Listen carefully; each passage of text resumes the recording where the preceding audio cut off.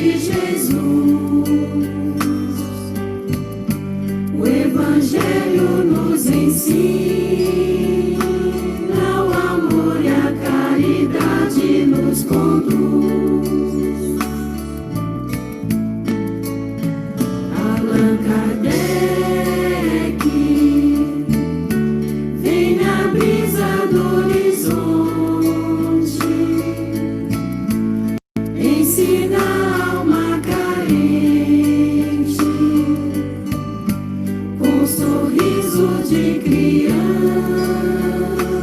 o amor e a caridade ao doente. Allan Kardec, o consolo vem trazer para os que sofrem e querem aprender. Allan Kardec, o consolo vem trazer para os que sofrem e querem aprender.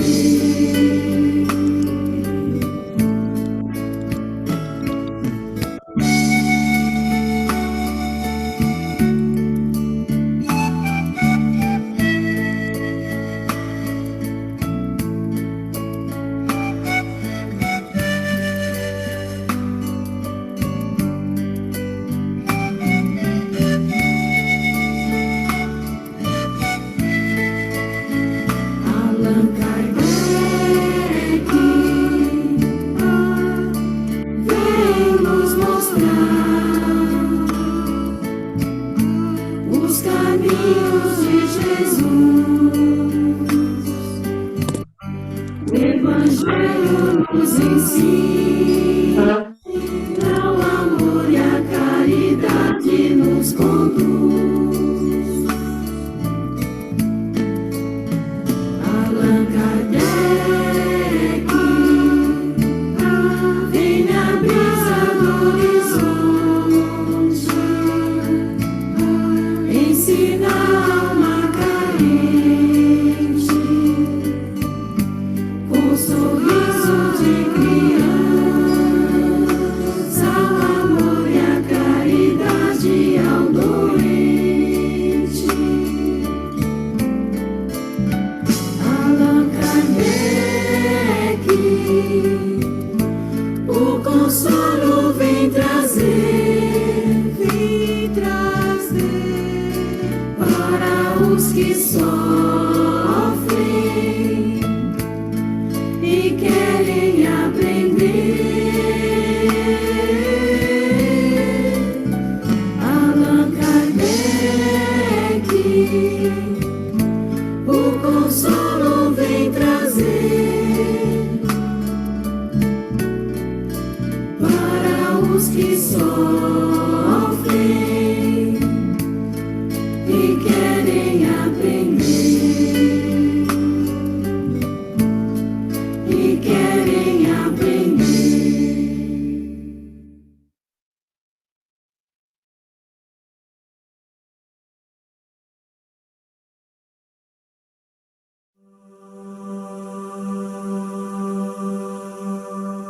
França, Lyon, 3 de outubro de 1804, nasce Hippolyte Léon Denisard Rivail.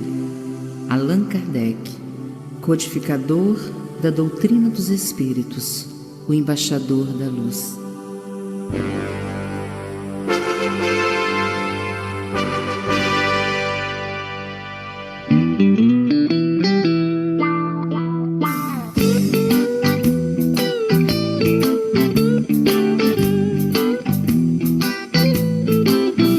Salve Kardec, o embaixador da luz. Foste o escolhido para vir à Terra, restaurar a verdade que se encerra das lições lições do Evangelho de Jesus. Salve Kardec, o embaixador da luz. Foste o escolhido para vir à Terra, restaurar a verdade que se encerra nas lições do Evangelho de Jesus. Foste servo fiel, sustendo a cruz do dever sublimado, a que se aferra, descortinando aos passos de quem erra o caminho do bem que te conduz. Herói da fé, nas lutas que travaste, ante a descrença não te intimidaste. O Cristo que te ampara, a alma sincera, divulgando o Evangelho de Jesus. Salve Kardec, o embaixador da luz. Foste o escolhido para vir à Terra, restaurar a verdade que se encerra nas lições do Evangelho de Jesus. Descendo a escuridão do humano abismo, trouxeste ao mundo a luz do Espiritismo, acendendo o clarão da nova era, sob a luz do Evangelho, a palavra tão sincera. Salve Kardec, o embaixador da luz. Foste o escolhido para vir à Terra, restaurar a verdade que se encerra nas lições do Evangelho de Jesus. Nas lições do Evangelho de Jesus. Nas lições do Evangelho de Jesus. Nas lições do Evangelho de Jesus. Nas lições do Evangelho de Jesus. Salve Kardec.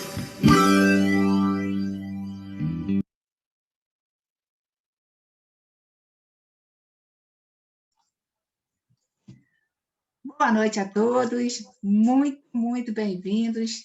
Legal que todo mundo chegou cedinho, a sala cheia, sejam todos muito bem-vindos. Hoje a nossa homenagem vai, como vocês viram pelas músicas, para Allan Kardec, codificador da nossa doutrina. E a dupla de hoje, a dupla surpresa desse estudo aí, é o Jorge Alexandre, né, que vai fazer a apresentação, e o Fernando ficou como colaborador, ajudando, né, como palestrante da casa, ficou orientando, ajudando o Jorge aí nesse trabalho. Então, com muito carinho que eu passo a palavra primeiro para o Fernando, para que ele possa iniciar, falando as suas primeiras palavras com relação ao trabalho, fazer a prece, e depois passar para o Jorge. Bem-vindo, Fernando, bem-vindo, Jorge. Beleza, gente, que legal, hein? Que trabalho diferente esse, né, que a Adriana preparou, e, assim, a gente realmente acha, né, que pode fazer sempre coisas novas, é difícil, né, às vezes, assim, a gente sair da rotina, mas está aí. Essa última música até pareceu que era o Evaldo que estava ele, né? A gente só falou uma vez lá no Cefac, mas não era ele, não, eu sei. O Jorge preparou essa coletânea dentro da programação e a gente agora vai partir formalmente, né, para os nossos, digamos assim, momentos de aprendizagem nessa nova forma, nesse novo tipo de... esquecido disso. Então, a gente, pouco a pouco, com as experiências na Terra, vai se reencontrando.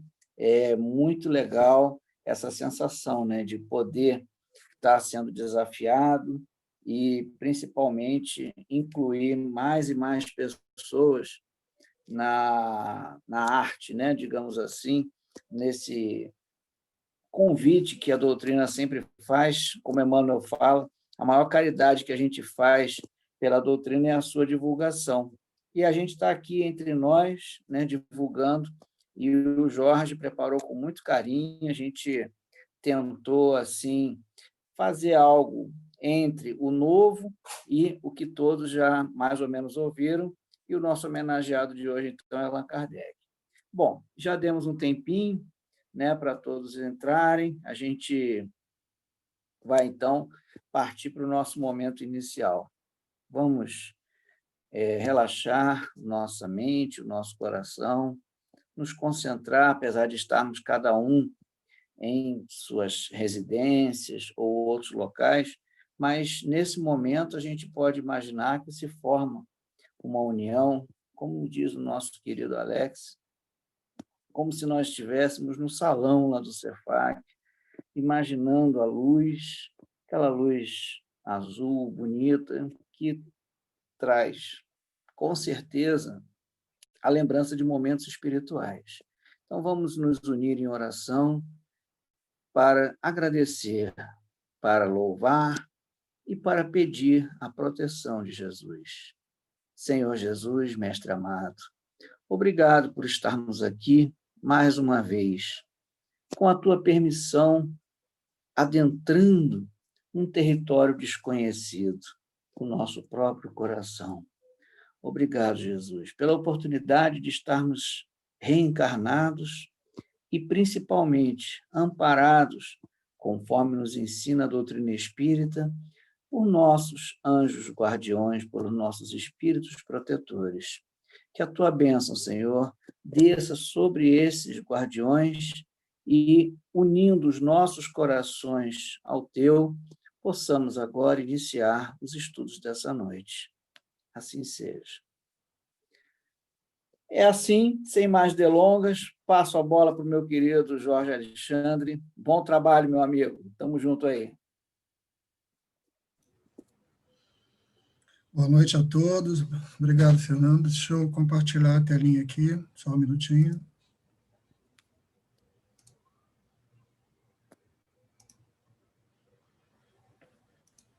Todo mundo vendo a telinha aí? Estamos sim. Joia, Eu tô. tudo bom. Então, vamos lá. Ok, Jorge. Se precisar que aumente o tom de voz, me fala aí, tá? Baixinho.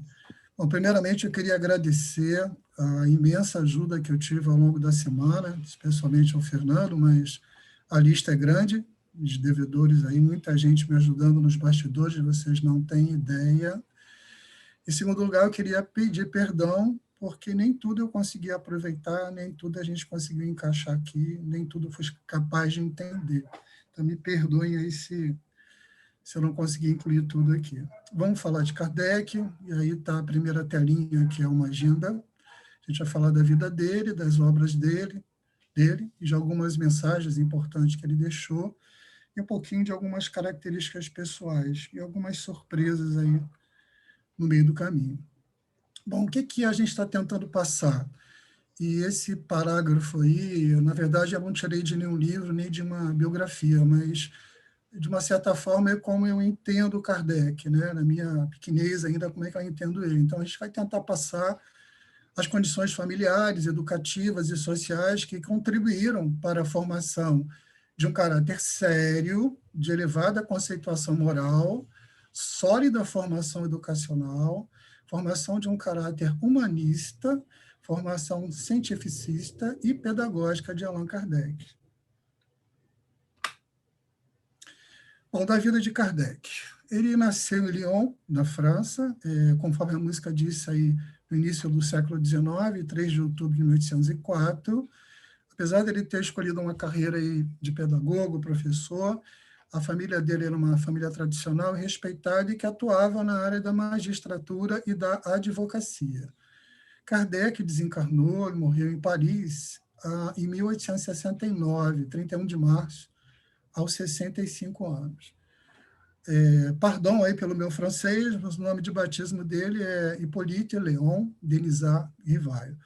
E aí, a gente sempre ouve, lê nos livros, ouve em palestras, o próprio filme, para quem não viu, recomendo que veja, lá no Netflix, sobre a vida de Kardec. Às vezes ele é chamado de Hippolyte, às vezes a esposa dele chamava no filme carinhosamente de Leon, Às vezes ele é o professor Denisard Rivaio, às vezes ele é o professor Rivaio.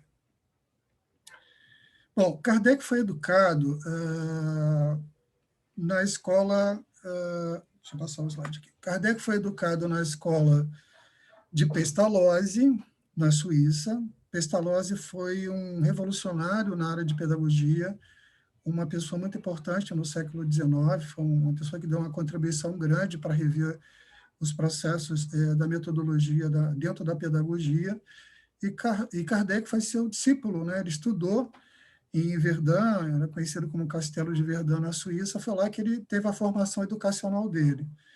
Com o passar do tempo, Kardec se tornou um grande discípulo de Pestalozzi, ele comprou muito bem as ideias de Pestalozzi, e depois se tornou um grande divulgador do seu método de educação e ensino, né? O método de Pestalozzi procurava incorporar o afeto na sala de aula, né?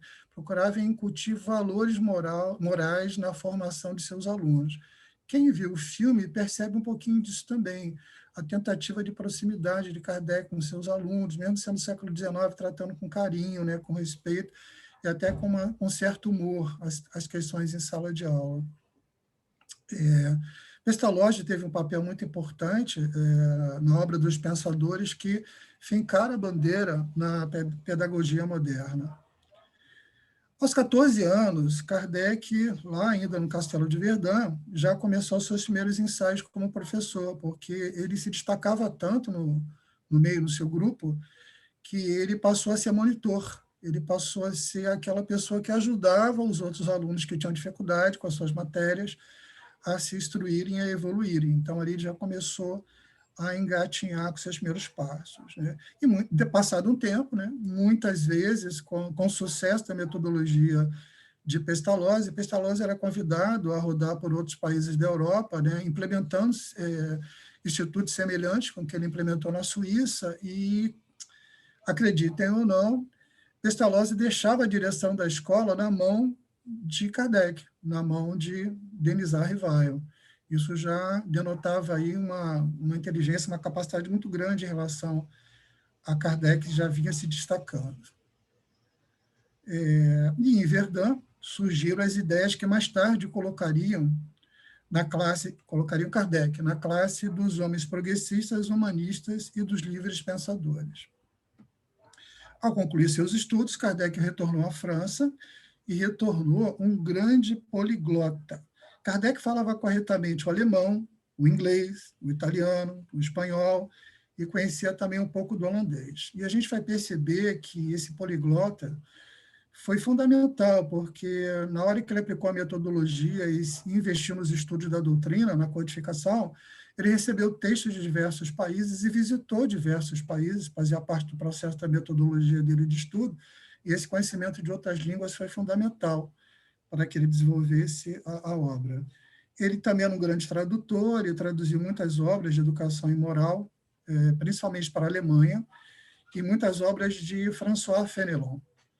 Ontem Fénelon foi citado no trabalho dos amigos, hoje o Evangelho Lar na Minha Casa foi um texto de Fénelon, e ele está aqui de novo. Fénelon foi um espírito que participou da codificação, muitos dos seus textos estão no livro do Kardec, hoje, inclusive, no Evangelho, eu li um texto de Fénelon, e ele fazia parte do grupo do Espírito da Verdade, que se comunicou com Kardec e contribuiu na obra, né? E Kardec, a gente consegue perceber isso no filme também, fazia parte de várias sociedades sábias, né? Ali onde mesclava um pouco a parte de educação com a parte da ciência, aquela ciência do século XIX. A gente percebe que muitos de seus amigos ali eram grandes cientistas, né? No filme a gente consegue perceber isso. Na sua casa, Kardec depois fundou vários cursos gratuitos de química, física, anatomia comparada, astronomia e entre outras matérias, numa época que poucos professores se aventuravam em tantas disciplinas diferentes. Isso, novamente, já mostra aí a grande capacidade de Kardec. Kardec, o educador, entre 1824 e 1849, ou seja, durante 25 anos, se eu não errei na minha conta matemática aqui, publicou numerosas obras de educação. Então, ele teve um trabalho extremamente consolidado e reconhecido na França, por isso que também quem viu o filme percebe quase essa adulação ao professor Rivaio, porque durante 25 anos ele publicou diversas obras, muitas dessas obras da aritmética, gramática francesa, geometria, catecismo gramatical da língua francesa, química, física, astronomia, fisiologia, ortografia, UFA. Muitas dessas obras foram adotadas pela Universidade de França. Está aí o tamanho do reconhecimento de Allan Kardec. E, para fechar esse pedacinho, em 1832, ele conheceu Amélie Baudet, né, que viria a ser a sua esposa, uma professora também, e que muito contribuiu, não só na parte da formação do professor Rivaio, do acadêmico, como foi de uma tremenda inspiração e apoio para a formação do espiritismo também, apoiou bastante aí na codificação. Vou dar uma pausinha aqui para a gente escutar um pouquinho de poesia. Opa! Apareceu, então vamos lá. Ai, mouse, ajuda aí. Aqui. 1804, mês de outubro, dia 3, em Lyon, a luz se fez, com todo o seu esplendor. Veio e por Leon Denisard Rivail, Allan Kardec. Serviu ao Vero Consolador, um gênio com G maiúsculo, pedagogo francês, que no seu pensar nos fez pensar no infinito amor, pesquisou, questionou, veio com tanto heroísmo, nos trouxe o espiritismo, o Vero Consolador. Não foi um dos Bonapartes, não foi rei nem general. Sua obra magistral não quis sequer ser o autor, e se codinomeou com o nome seu do passado, de Deus, o Filho amado, nos trouxe o Consolador. Usa a doutrina da luz, ampara, ajuda e consola. Toda dor que ao mundo assola. Mostrou das leis todo o leque, na humildade, este gigante, de bom senso e foi amor, e da terra o benfeitor.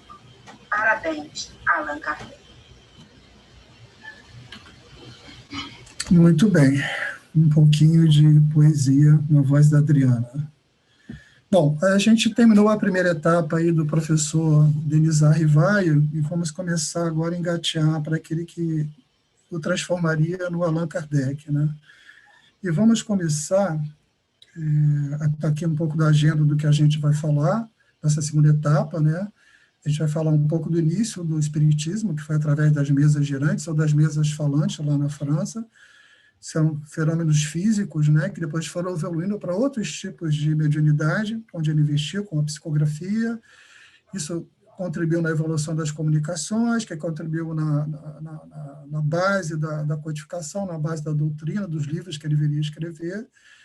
E a adoção do pseudônimo, o Allan Kardec, o Druida, a gente vai falar disso um pouquinho na frente, e suas principais publicações já como Allan Kardec, e suas propostas.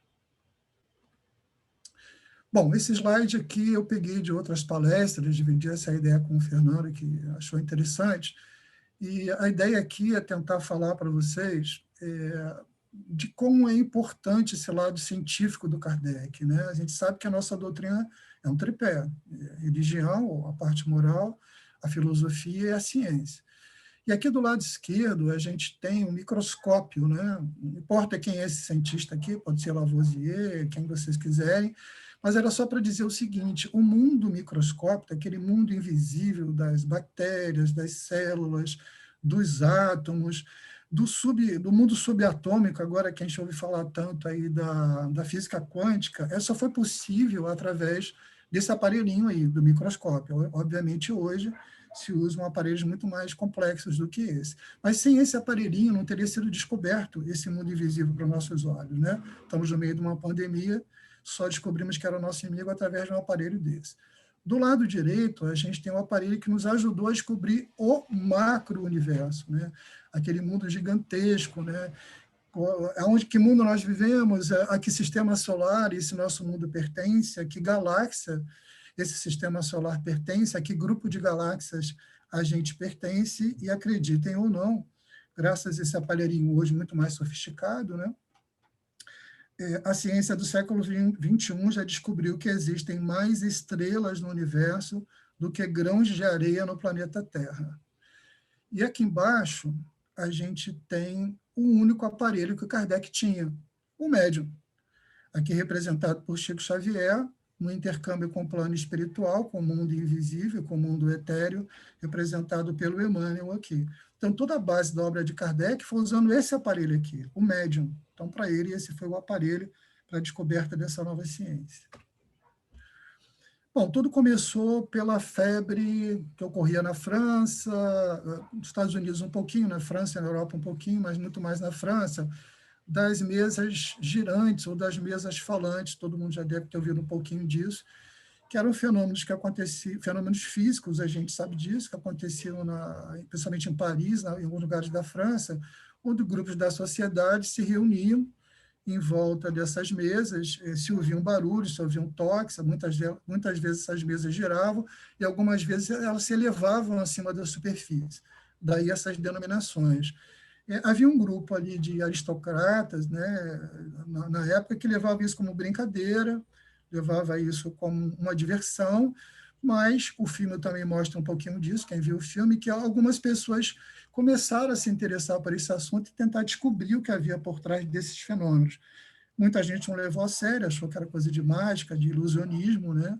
Mas aqueles que levaram a sério começaram ali a tentar desvendar o que seria, então, esse mistério. Está aí algumas fotos da época, alguns desenhos da época, só para ilustrar.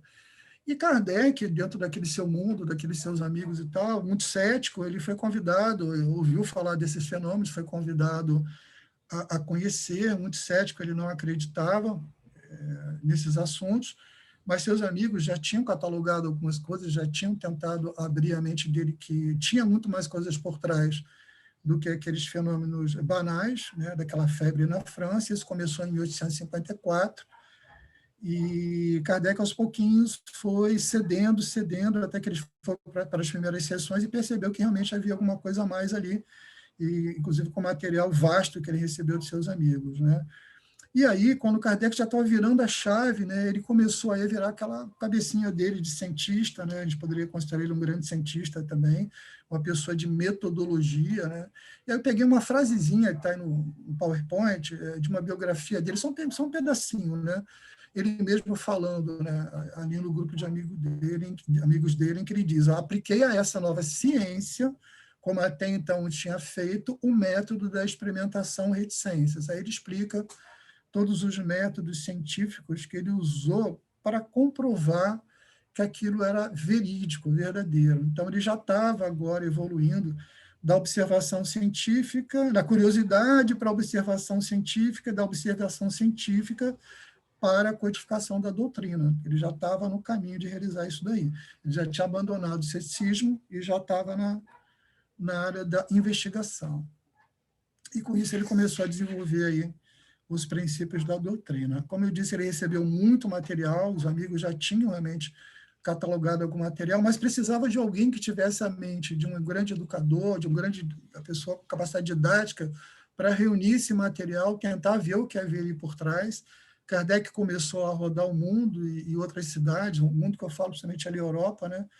Rodar outras cidades, né? Começou a visitar outras sessões, começou a se aproximar de médiuns, parentes de médiuns, e começou ele a construir o caminho que viria a ser a primeira publicação, o Livro dos Espíritos, o Livro das Perguntas e Respostas. A gente vê isso claramente no filme, e aí ele começou a desenvolver um método para tentar entender aquilo e ver a veracidade daqueles estudos.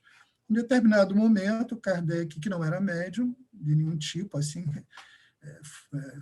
uma grande faculdade mediúnica, né, ele se valia dos médios para poder obter as mensagens e entender o que estava acontecendo, ele conheceu o seu grande mentor, o Espírito da Verdade, que foi, em termos espirituais, não só ele, né, mas em termos de mentores espirituais, quem o ajudou a organizar a obra toda e o inspirar no caminho certo. Não deixar ele desanimar e não deixar ele se perder ao longo do caminho.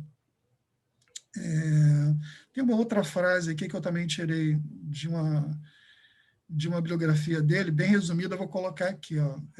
Kardec falando: nunca formulei teorias pré-concebidas, sempre comparava, não admitindo como válida uma explicação, senão quando ela podia resolver todas as dificuldades da questão.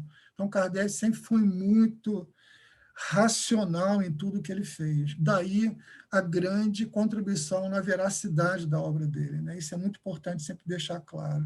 E ele começou a construir o caminho da primeira obra, que viria a ser o Livro dos Espíritos, através dessas pesquisas dele. E, bom, já nessa transcendência da ideia de publicar as primeiras obras, Kardec foi orientado pelos espíritos superiores a não adotar o seu nome de professor, né? Hippolyte Denisard Rivail, porque poderia se confundir com aqueles 25 anos de contribuição na área pedagógica e haver a sugestão, aí sim, a sugestão de adotar o pseudônimo de Allan Kardec. Segundo os espíritos amigos de Kardec, tinha sido uma encarnação no passado dele, na região da Gália, ali na França mesmo, região dos gauleses, entre a Idade Clássica, ali do Império Romano, final do Império Romano, e a Idade Média. E onde ele foi um druida, né, um sacerdote do povo celta, que o povo celta se espalhava pela Europa inteira, os gauleses eram um desses povos celtas. Né? Kardec, segundo os benfeitores, ele foi um sacerdote druida. E daí ele passou a adotar o nome. Né? Depois eu vou voltar aqui nessa questão da Sociedade Parisiense, vou adiante aqui, já passando para as obras. Bom, das obras a gente não tem muito o que falar, porque acho que quase todos aqui conhecem as obras, embaixo uma foto em ordem cronológica dos livros que ele editou, mas vou falar rapidamente aqui, primeiramente o Livro dos Espíritos, aquele livro que resume a filosofia, perguntas e respostas. A primeira edição saiu em abril de 1857,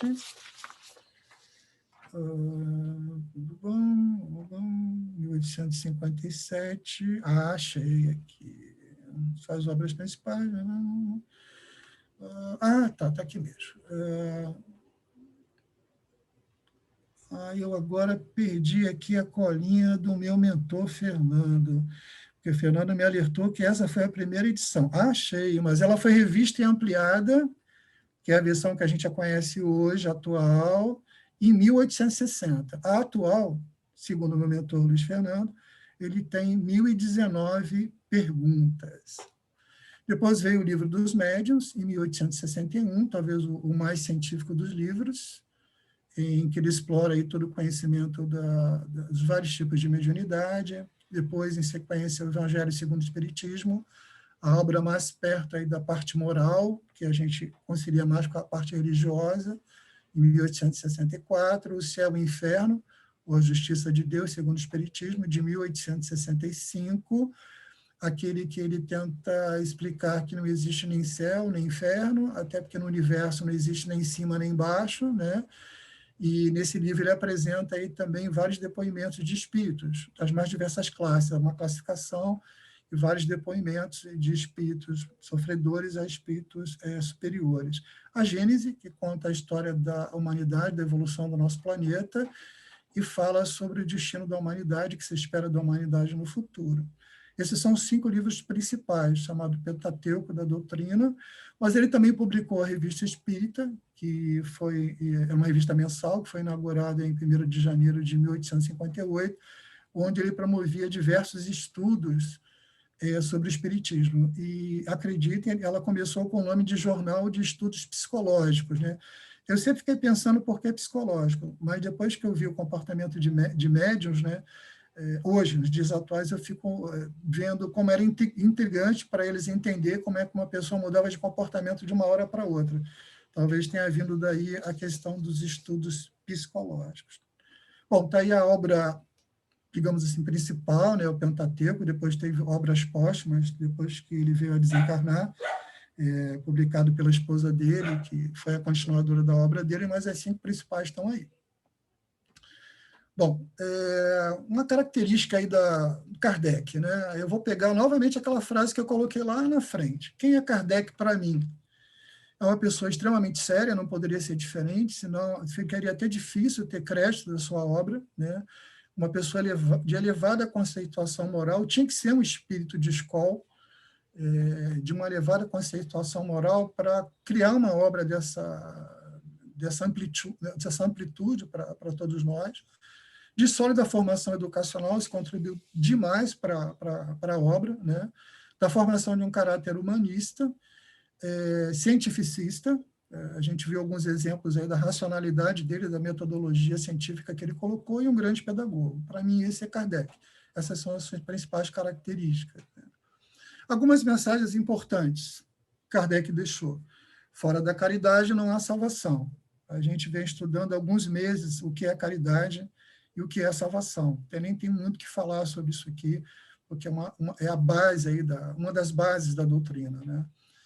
Só é inabalável a fé que pode enfrentar a razão face a face com todas as épocas da humanidade. Tentando traduzir isso para um português popular, infelizmente nós temos muitos irmãozinhos ainda, não é nenhuma crítica a eles, não, pelo amor de Deus, mas acredita que a Terra não é redonda, que ela é plana e que no final dela a gente vai cair num grande abismo. Qual é o que sustenta essa crença? É uma fé, mas o que sustenta essa fé? Nada. Porque a ciência já provou que a Terra é redonda, ela roda em volta dela, gira em volta dela, gira em volta do Sol, e a nossa galáxia está se movendo no universo. Isso tudo tem uma base científica, metodologia, aparelhos que já provaram isso. Então, essa fé que a gente tem de que a Terra é redonda e que a lei da gravidade nos segura, não deixa nada cair, tem uma base científica para sustentar a nossa fé. Uma outra frase fantástica dele e que demonstra uma segurança impecável de Kardec. Se um dia a ciência provar que o espiritismo está errado, devemos ficar com a ciência. Mas hoje em dia, a gente que estuda sabe que a ciência tem cada vez mais se aproximado do espiritismo, em várias situações, né? Haja vista aí a AME, né? A Associação Médica Espírita, com grandes palestrantes e grandes livros publicados. E a frase que eu deixei aqui, quase todos os slides, né, que está lá no túmulo de Kardec, uma outra base da nossa crença, da doutrina: nascer, morrer, renascer ainda e progredir sempre. Tal é a lei. Vamos mais um pouquinho de poesia na voz da Adriana. Salve, mil vezes salve Allan Kardec, titã de luz, estrela da verdade. Bendito o vosso nome em toda parte, novo pastor da velha humanidade. Reencarnastes na terra numa hora em que já declinava o cristianismo, e qual Moisés, trouxestes para os homens um Pentateuco novo, o Espiritismo. Viestes nos provar que após a morte, o espírito já livre da matéria, vida melhor encontrará no além, que é dos justos e bons morada eterna. Provastes também que este planeta é uma escola, cadeia e hospital, onde os homens resgatam suas faltas para poderem ter glória imortal. Da codificação é bela obra, o Evangelho segundo o Espiritismo.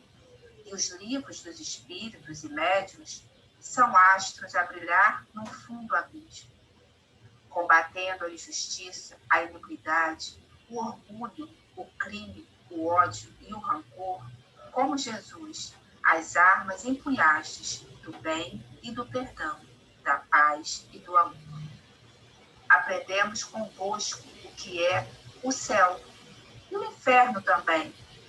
Quanta verdade!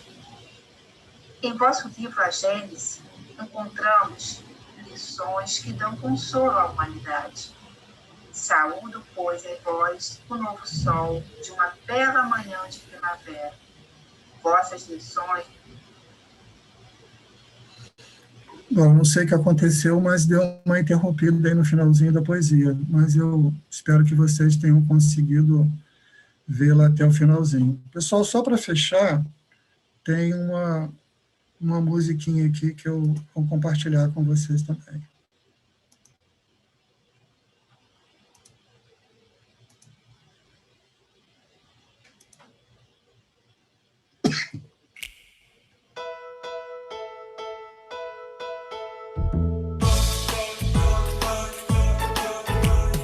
Toque, toque, toque, toque.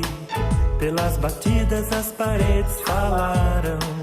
E na Europa até as mesas giraram pra lá e pra cá, apontando as letras do alfabeto, ora no chão, ora no alto, no teto, formando frases, respondendo às questões. Quem é que estava por trás disso?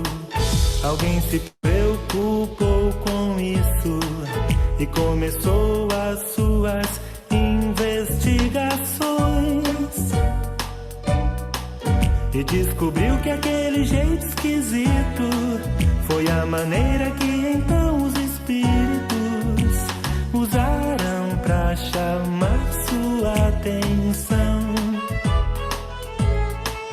E foi assim que Allan Kardec observou como é que tudo acontece no intercâmbio entre nós e o além. Desenvolveu aquela nova ciência com muito estudo, muitas experiências, que o seu livro dos médiuns mostra bem.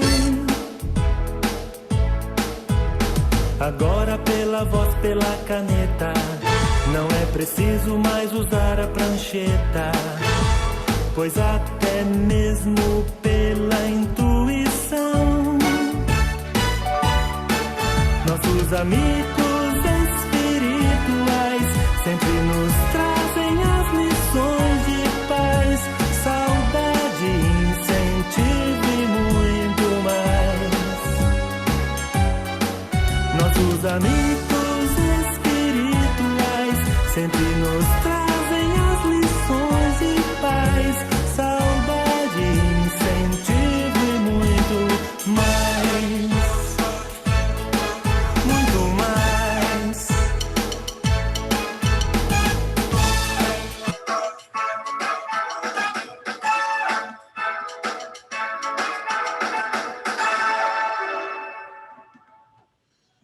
Pessoal, é isso.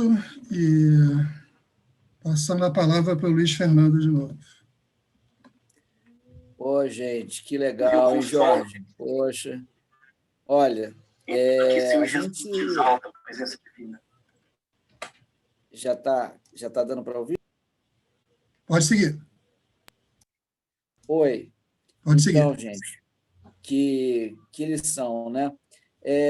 Só para a gente ilustrar, né, sempre que se fala em filosofia, existe uma, digamos, divisão. Para a gente entender resumidamente, quando se fala em imanente, são as coisas do corpo, da matéria.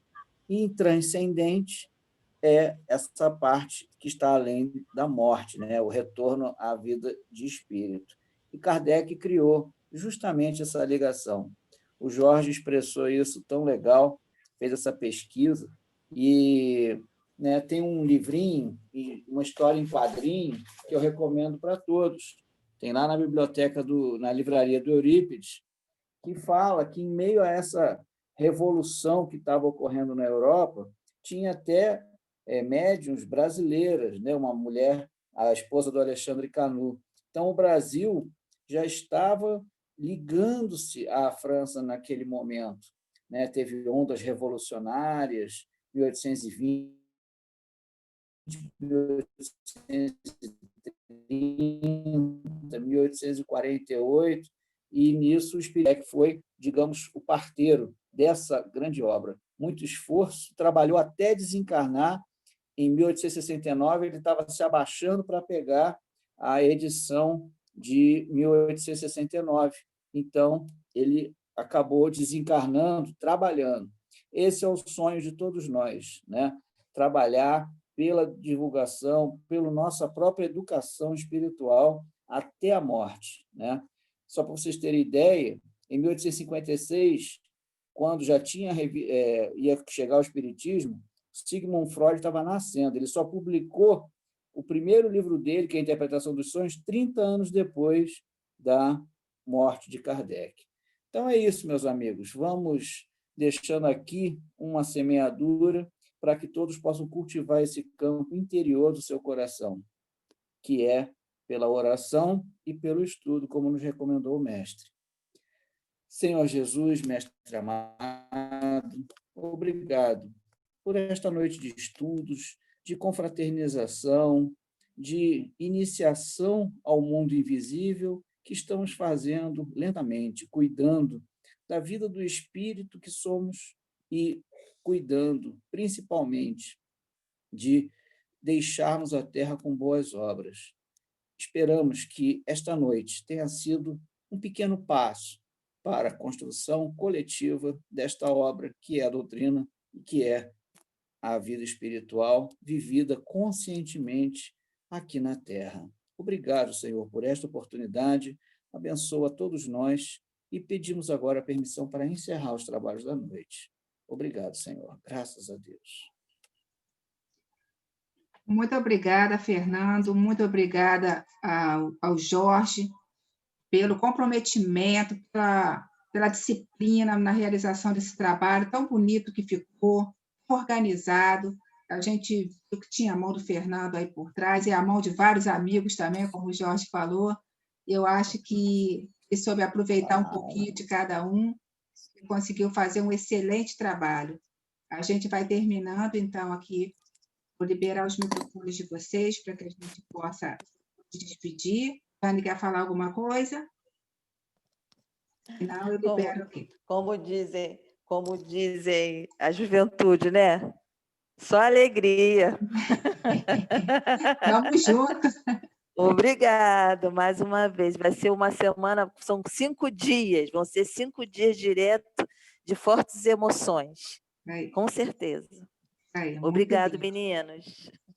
Muito lindo o trabalho. Obrigada a todos que vieram assistir a esse trabalho e força aí para os amigos continuarem estudando e tem mais, lá na frente tem mais. Não acaba aqui, não. Um beijo no coração. Parabéns. Parabéns, amigos. Parabéns. Parabéns. Tchau, gente. Parabéns, amigos. Parabéns. Bom trabalho. Parabéns a todos. Beijo, adulto. Parabéns. Muito bom. Deus.